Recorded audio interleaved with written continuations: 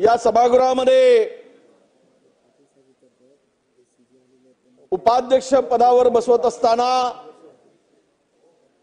त्या खुर्चीपर्यंत सन्मानाने नेत असताना मुख्यमंत्री दोनही उपमुख्यमंत्री महोदय होते, त्याबरोबर विरोधी पक्षनेते जर असते अधिक त्याला सन्मान आणि व्यापकता आली असती अध्यक्ष महोदय।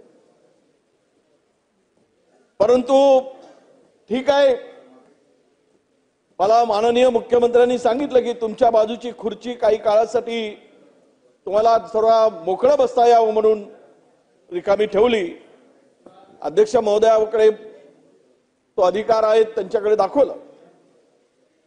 अध्यक्ष महोदय, आम्ही नेहमी म्हणत असतो की सभागृह संख्याबळावर चालत नाही, तर ते लोकशाही मूल्याला घेऊन चालवलं झाले पाहिजे। सभागृह हे जी विधानसभेच्या कामकाजा संदर्भात किंवा मार्गदर्शिका आहे, नियमावली आहे, त्याला घेऊन सभागृह चालावा ही आपल्या सगळ्यांची इच्छा असते अध्यक्ष महोदय।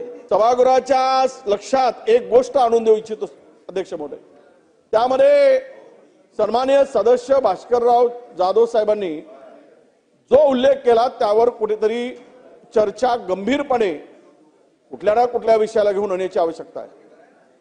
जे वृत्तपत्रामध्ये छापून आलाय ते अत्यंत गंभीर आहे, मी त्या पलीकडे बोलू शकत नाही।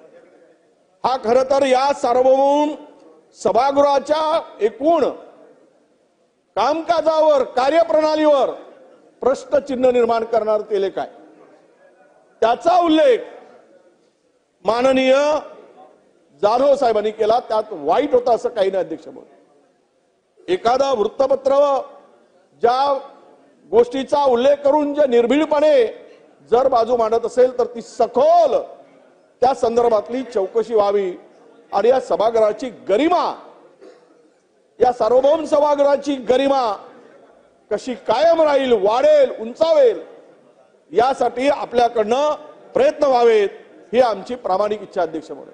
त्यामध्ये कुठल्याही त्यांचा हेतू हा तसा नव्हता, परंतु दुर्दैवानं या ठिकाणी त्याचा वेगळा अर्थ काढण्याचा प्रयत्न झाला, पूर्ण त्यांना बोलू दिलं नाही, हे या ठिकाणी नमूद करावंसं वाटतं अध्यक्ष महोदय।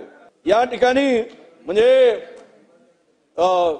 एक असं म्हणतात की चुलीवरचा तवा आणि आपली हवा नेहमी चटके देते, त्यामुळं तो बॅलन्स करून हे सभागृहामध्ये उत्तम असं काम आपल्या हातून व्हावं आणि विरोधकांना असो की सत्ताधाऱ्यांना या सभागृहामध्ये महाराष्ट्राच्या सार्वजनिक, सामाजिक किंवा इतर कुठल्याही प्रश्नाला न्याय देत असताना तो न्याय देण्याची भूमिका आपल्याकडून निश्चित होईल अशी अपेक्षा व्यक्त करतो।